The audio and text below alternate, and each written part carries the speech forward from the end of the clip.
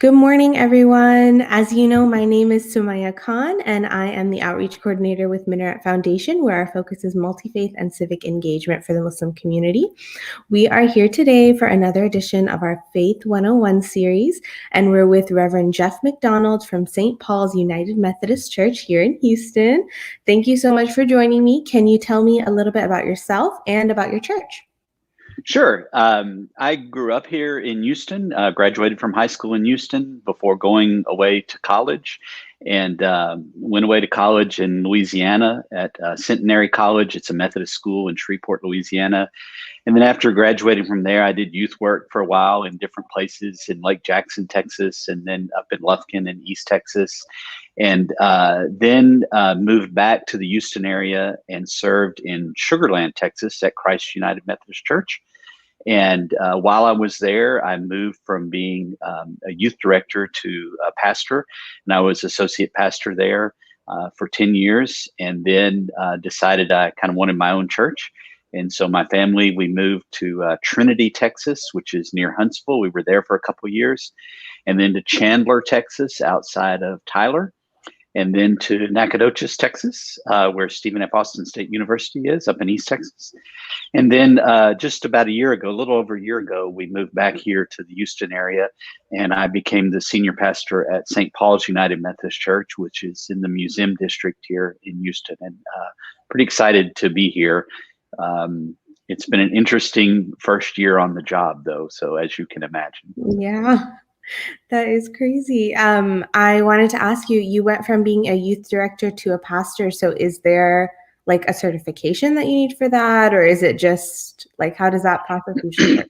Yeah, in the United Methodist Church, pastors have ordained pastors have Masters of Divinity. Mm-hmm. And so I went back to school at Perkins Southern Methodist University and got a Master's of Divinity, and then became ordained as a pastor. Wow. And so you went to school, United Methodist School. So it seems like you always knew you wanted to go into the church or work in the church, or? I think I always knew I wanted to do church work, but it took me a long time to figure out that I wanted to be a pastor, and really was worried about the preaching part of it. I still get nervous when I preach. And so, although these days I preach from home and we record it and show it on Sunday mornings, and so I have a tie on and a jacket and then short pants and usually barefooted these days. So there are crazy times but I think that was the thing that I was worried about, the preaching part of it, kind of proclaiming the word. But now that's one of my favorite things about being a pastor. Well, that's so awesome. How did you, and then we can go into talking about a little bit more about the United Methodist Church, Sure. But how did you kind of bridge that gap between, that makes me really nervous and, oh, wait, I want to do that? I think what helped is that I taught for a while. I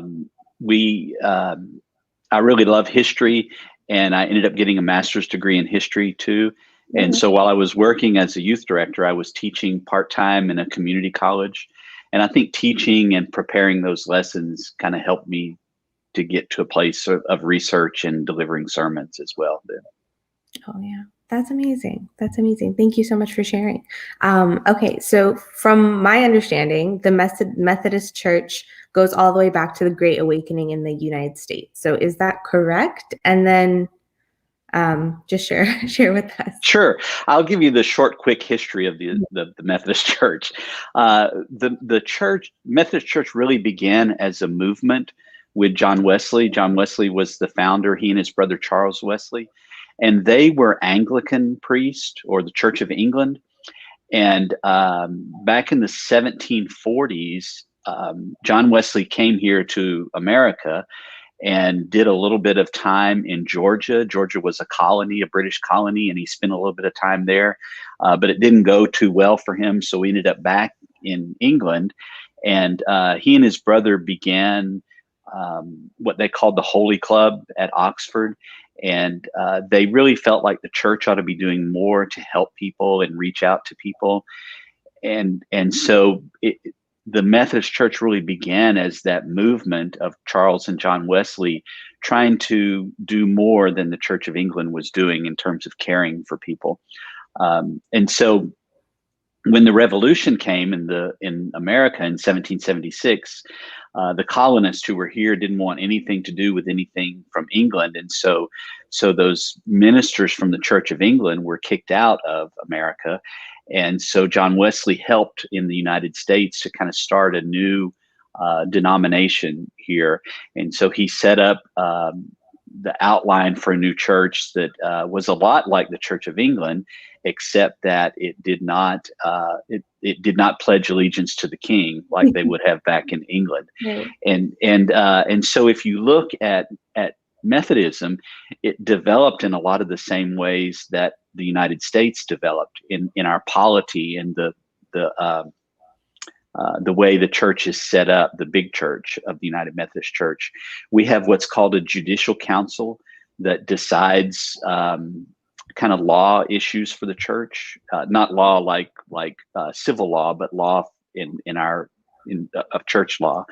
And so our council, that judicial council is kind of like the Supreme Court of the United States. And then we have a council of bishops, which are the elected bishops from all over the world. And those you might think of as kind of like the executive branch of the government of the United States. And then we have what's called the General Conference, which is elected representatives from all over the world, from different conferences all over the world. And you might kind of think of that as like the Congress of the United States. They go and represent United Methodism. And we meet every 4 years for General Conference. We were supposed to meet in May of 2020, but there is a pandemic going on. So that General Conference meeting has been moved to August of 2021. So the Methodist Church developed a lot like the government of the United States, and it grew along with the United States as well. And so that's why, like you said, we saw a lot of growth in the time of the Great Awakening too, as the United States was developing and growing and moving. Methodism grew along with it. Oh, so I did have a question. So you mentioned the General Conference and you mentioned representatives from all around the world, right? So because the church grew with alongside the United States, how did it then spread across the world? You know, it's interesting that there was a missionary part of Methodism as well. We saw when John Wesley came to America, to Georgia, that was a missionary trip for him in trying to convert the Native Americans to Christianity.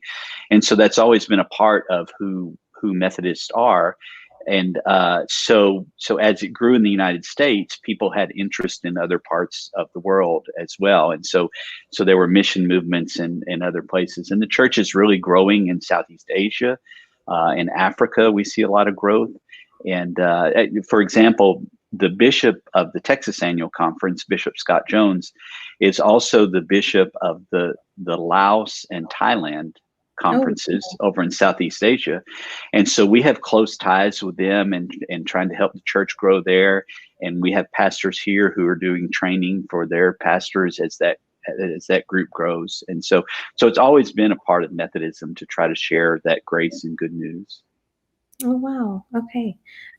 So I'm going to ask, so you mentioned how when it first started, it was very similar to the Church of England, the Anglican Church, but it just didn't pledge allegiance to England, right? And the King of England at that time. So right now, how does the Methodist Church differ from other Christian denominations? Is it still relatively similar to the Anglican Church? Yeah, I think there's a lot of similarities there, and to the Episcopal Church here in the United States, there's a lot of similarities as well. I think two of the things that are really important about Methodism, though, are we're a connectional church. We're connected to every other United Methodist Church all over the world, like those churches in Laos and Thailand and Korea and Africa. Every United Methodist Church is connected, and we support each other in all sorts of different ways. But there's a connection that's there. And then United Methodist pastors are also itinerant. And that really goes back to those days on the frontier when there were more churches than there were pastors. And so pastors went around to different places, different communities. They were called circuit riders in those days. And there wasn't enough pastors to support the churches. And so you might be at one town on one Sunday and another town on a different. So we still continue to be itinerant pastors that we say we're called by God, but we're appointed by the bishop. And so I didn't choose to come here to St. Paul's. The bishop appointed me to St. Paul's. And so that's the way our polity works, is that we're itinerant. So I think that's two distinctive things about Methodism that might be different from other denominations, is that connection, and that our pastors continue to be itinerant. Interesting. And so as pastors, like, you are itinerant and you can be assigned to different places. Do you have any kind of say in that, or like you would prefer to be in this area, or any kind of input on where you go? Yeah, there's much more say nowadays than even 20 or 30 years ago. And the bishop and the district superintendents, they look at all different things. They look at your family and if your spouse is working and all those things, and kind of where you're a better fit. Sometimes people are a better fit in a more rural place. Sometimes people are a better fit in more urban places. And so there's much more conversation now than there used to be.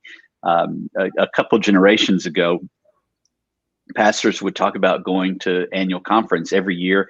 Annual conference meets, and they would go not knowing where they were going to go the next year. So they would come and at annual conference, they'd read a list of appointments, and those pastors might find out then where they're going. Nowadays, we have a little more time and talk about it more. So, and the bishop tries to work with each individual church and pastor to make the best appointments available.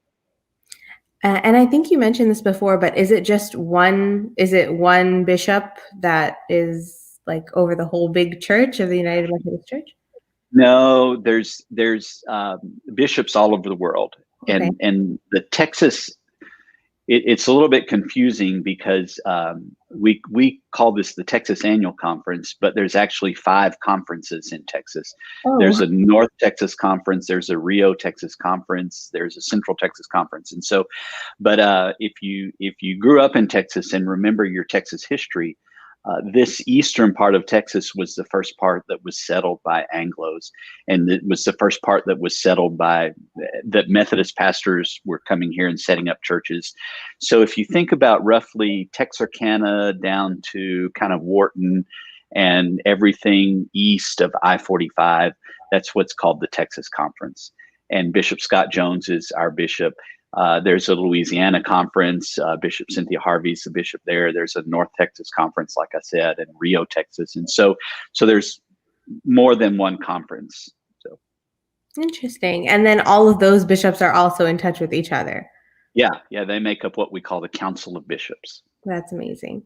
And then they all make up the Judicial Council, or? No, the Judicial Council is a group that's appointed every 4 years to be that group that kind of looks at law. And a lot of times those people would have some backgrounds in law as well, so in legal things. Yeah. Interesting. Could you give me just one example of like something that the Judicial Council would look at? Yeah, the Judicial Council might look at the polity, the laws for the United Methodist Church are in what's called the Book of Discipline. Mm-hmm. And those things can change every 4 years. When we come to General Conference, we look at changes in those. And so there might be a change that's made in how the ordination process goes. Person moves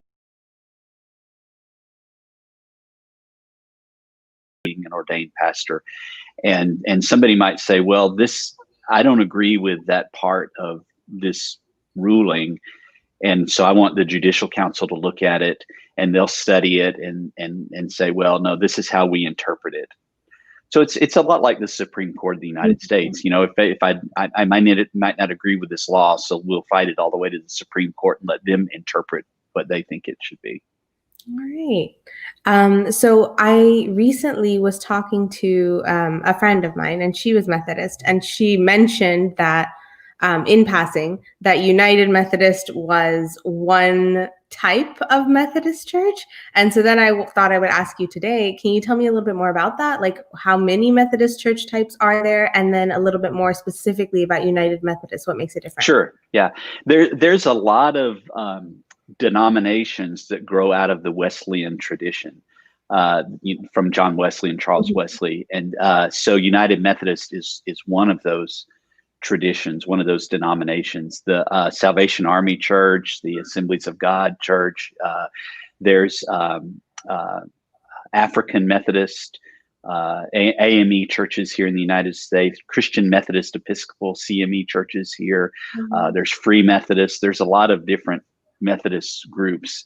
And what's unique about United Methodism is that back in 1968, several of those different denominations, mainly Methodist and the Evangelical Brethren, decided to come together and form one big denomination. So in 1968, that's when the United Methodist Church started.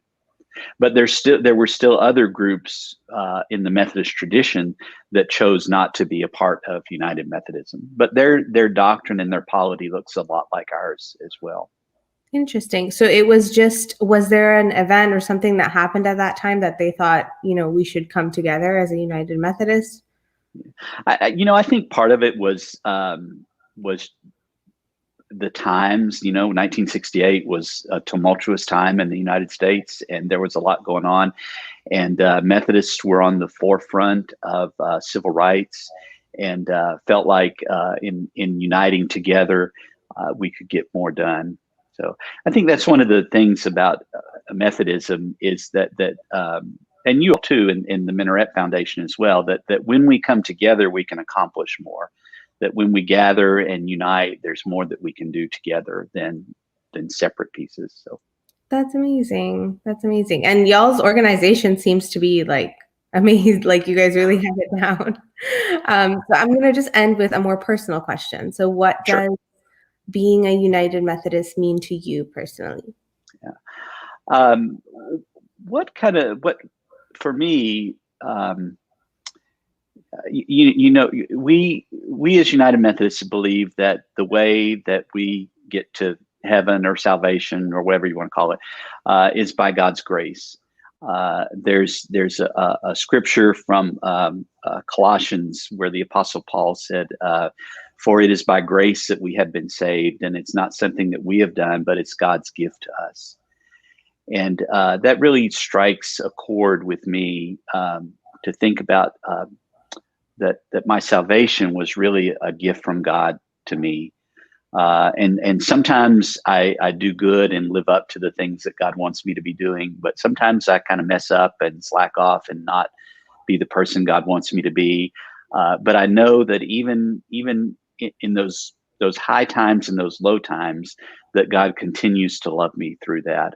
And so Methodism is a lot about God's grace and mercy and compassion. And those are important. I think they're important for me and a good way to be living our life. That's amazing. Thank you so much for sharing. Before we end, is there anything else, any final thoughts that you want to share?